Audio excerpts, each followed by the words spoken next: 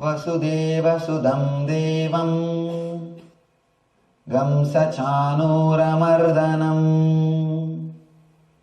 देवकी परमानन्दं कृष्णं वन्दे जगद्गुरुम्.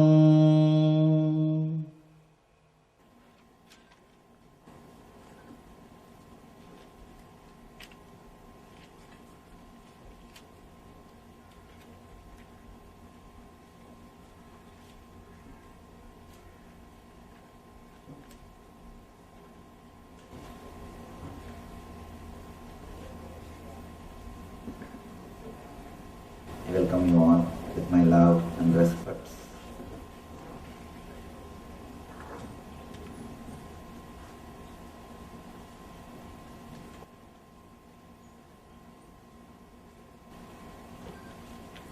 Actually, today we are entering into the real Gita. Only today Bhagavan starts speaking. Yesterday, only Krishna was speaking. Only today, Bhagavan starts speaking.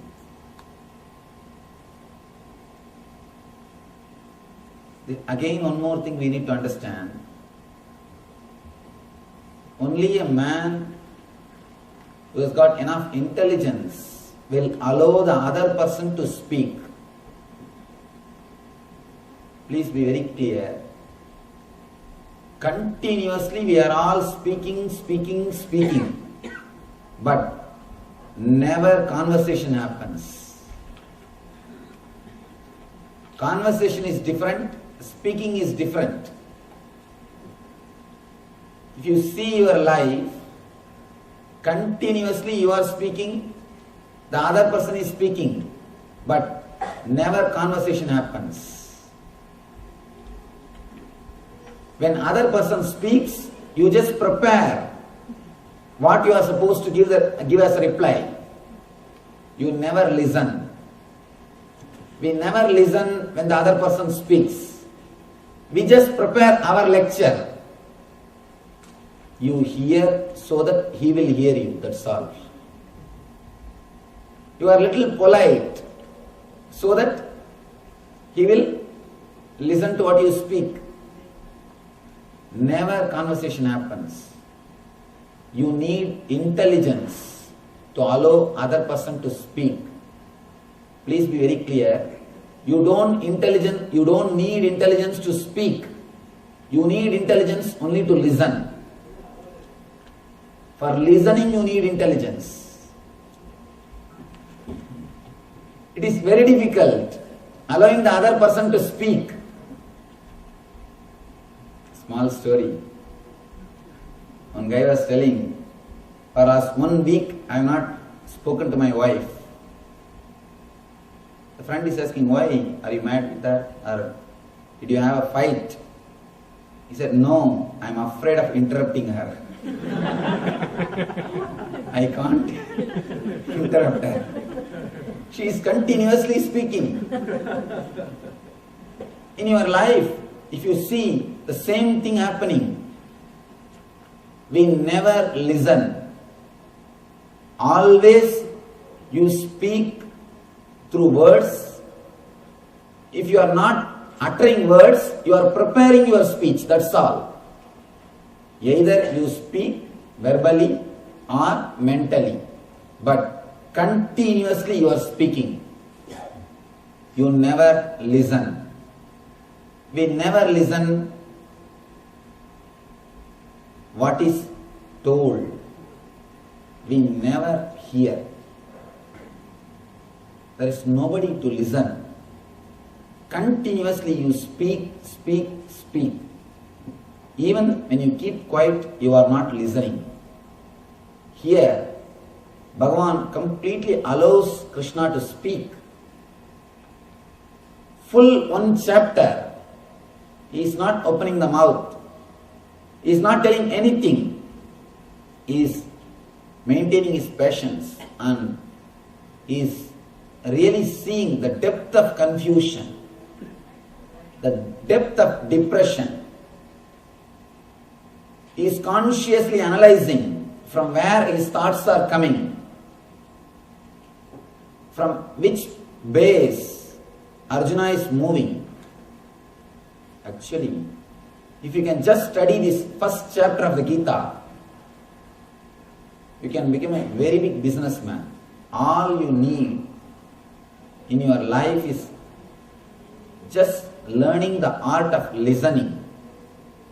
That is enough. Once you listen clearly,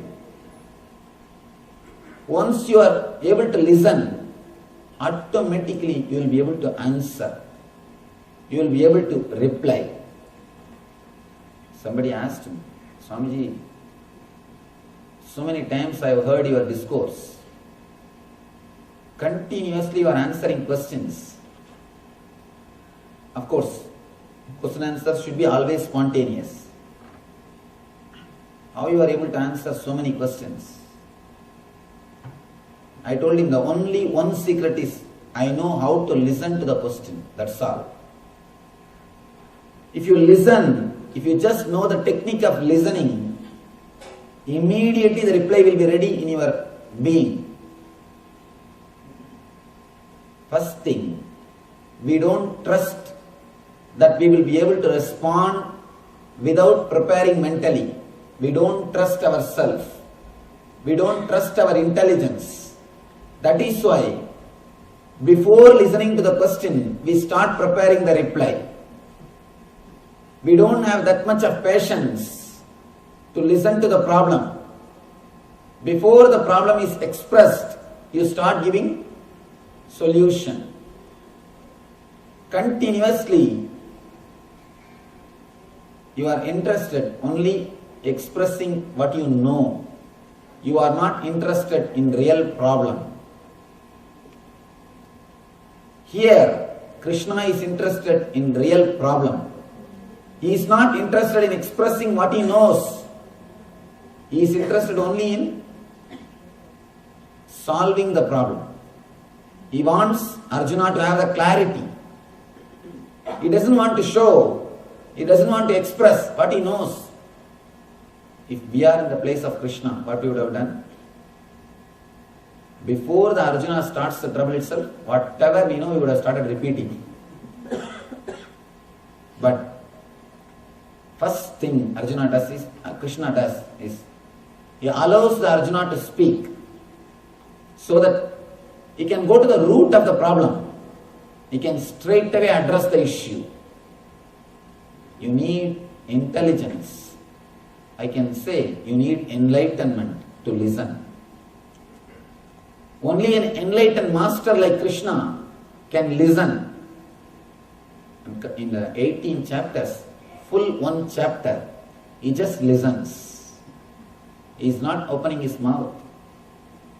Even in the second chapter, there are so many slokas. He allows Arjuna to speak. Not only he allows Arjuna to speak, he knows once he expresses the problem, automatically he himself will find the solution. Many people come to me and they tell me, Swamiji, you know my problem, please give the answer. I tell them, please open your mouth and tell clearly, only then I will know.